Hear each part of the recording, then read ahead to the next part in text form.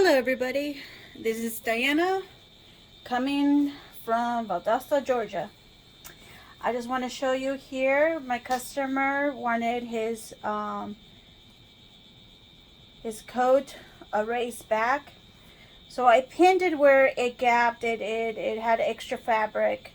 It is not a lot, but some customers, they like their coats to fit just perfect. And I don't blame them. They spend a lot of money sometimes on coats. And he wants just a little bit taken out. So today's class is going to be a raised back. And right here, as you can see, it's only a little bit. It's a quarter. But at this side plus this side equals a half an inch. And the totality of how much he wants to raise this back. So I'm going to teach you guys today how to do that. My experience has been 5 years working with men's clothing. I used to work at the Joseph A. Banks store and the Men's Warehouse. That's where I got my experience in learning how to work with coats and pants, mainly men's clothing. Women's clothing, I have my experience all over the place because I've been working off doing women's clothing, not a direct store like a Joseph A. Banks or a Men's Warehouse. I actually gained experience by working on women's clothing directly. I do a lot of trials and errors.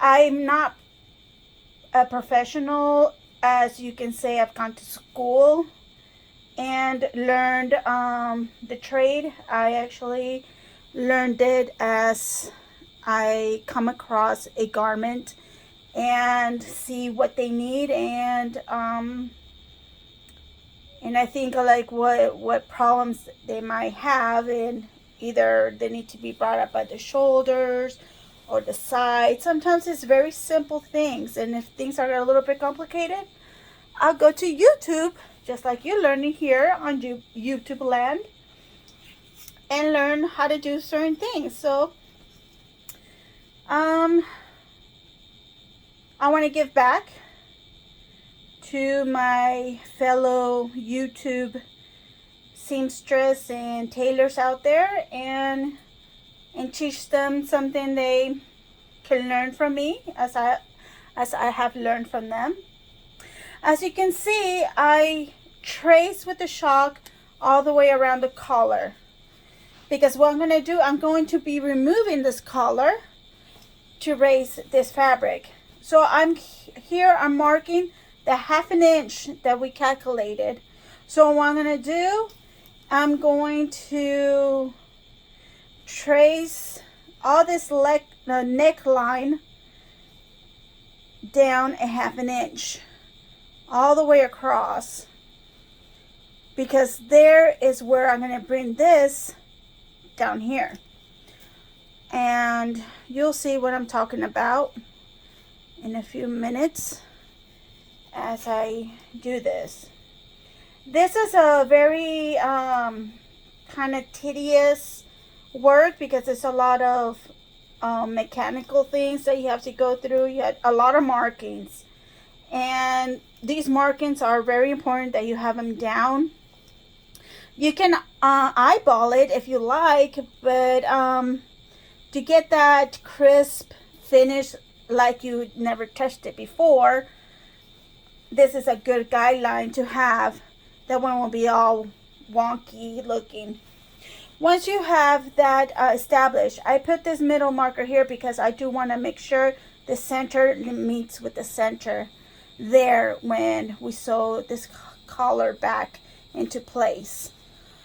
Now that I have marked a half an inch to the bottom of it, we're going to get 2 inches in each side of the shoulders. So I'm going to go ahead and mark it 2 inches there and 2 inches here. The reason I'm doing that is I'm going to pin it here, and I'm not going to go beyond these 2 inches. So when I get in there inside, I'll have room in the sewing machine to stitch this up, because what we're going to do is going to move this fabric like this to remake this pattern again. So we're just making it down here. Just trust the process. Okay, now so you're going to, from your seam there, you're going to get a 1/2 inch and you're going to mark it. Same in the other side. 1/2 inch and mark it. So you have a cross there and an X here. X or cross, same thing.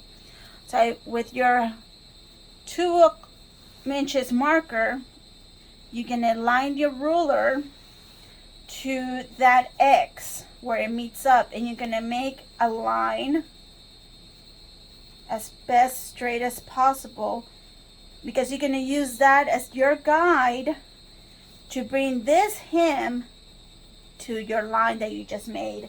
Same here in this side. Gonna guide our ruler there in the 2 inches mark and the X, and chalk it. And there you go. Now I have my pointers.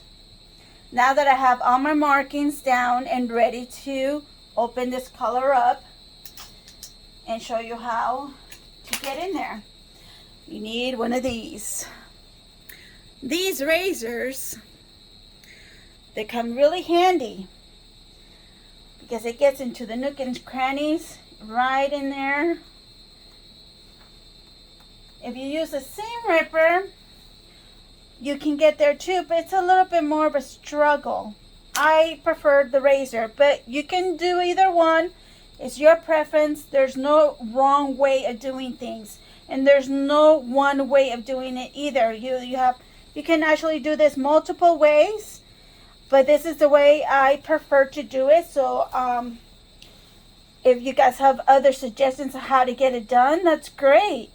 I just more comfortable doing it this way. Okay, so you have your tag there. So what you're going to do is you got to be very careful when you're trying to remove your tag with the razor. Just get into the fibers of the threads and not so much the fabric of the coat or your neckline there. Okay. If you accidentally make a tiny hole, it will be alright, because you're going to re-sew it again and it's not going to really show. And I would be, if this is the first time doing it, be extremely careful. I have, like I said, quite a years of experience in doing this. I used to do this all the time at the shop and for my customers at Men's Warehouse and Joseph A. Banks. So I can get pretty quickly doing this, and they have you do it real quickly too, because they want their clothes done like now kind of thing. And I had to learn how to do it fast, because the volume of the clothes was up there. I had to do so many coats and pants every day, and so it was a constant sewing jobs that I had to do. I loved it, but it gets to the point that all the jobs get same thing all the time, and it gets boring. Doing the same thing doesn't really help with your creativity. And I like to be creative. I like to challenge myself sometimes, and I'm gonna do a coat that brings the shoulders in. So what you're gonna take is bring the shoulders like that, and that's a pretty challenge. So that will be probably in the next coming video, if you wanna check that out later when I post it. There's not a lot of people out there that is willing to mess with the armhole, and I like a challenge, so I like to try it and see what happens, and usually it comes out pretty good. Okay, so what I did was I removed the collar, and I opened it up. And as you can see, this one has glue. I don't like coats that have glue because it's just a really hassle to pull that out, because it takes the integrity of the fabric and it stretches it out, and sometimes it's really hard to put it back. It won't mold back to its proper place. So even when you take it apart, you have to be careful, but you have to use strength. So it's a mix of gentleness and strength to pull it out to not stretch out the fabric. So what I'm gonna do after I remove that, you don't need to mess anything. You don't have to deal with anything that has to do with the side front panels. Only this part, we're gonna turn it inside out, and you can see your stitch there, your shoulder. So I'm gonna fold it back into that stitch and kind of estimate around maybe 2 inches right there and pin it. And I want to make sure if I did pin it correctly.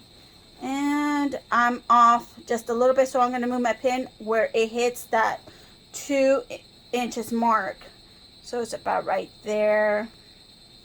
And let's see. Yep, I'm right on that 2 inches mark. Now, actually, I did forget to do a step. It's been a while since I've done a race back, since I stopped working at Joseph A. Banks in Men's Warehouse. It's been going maybe 2 years that I stopped working there. What I want to do is come back here and stitch right there, and then cut that out, because it's gonna just get in the way and you still have to remove it. So let's move to the sewing machine.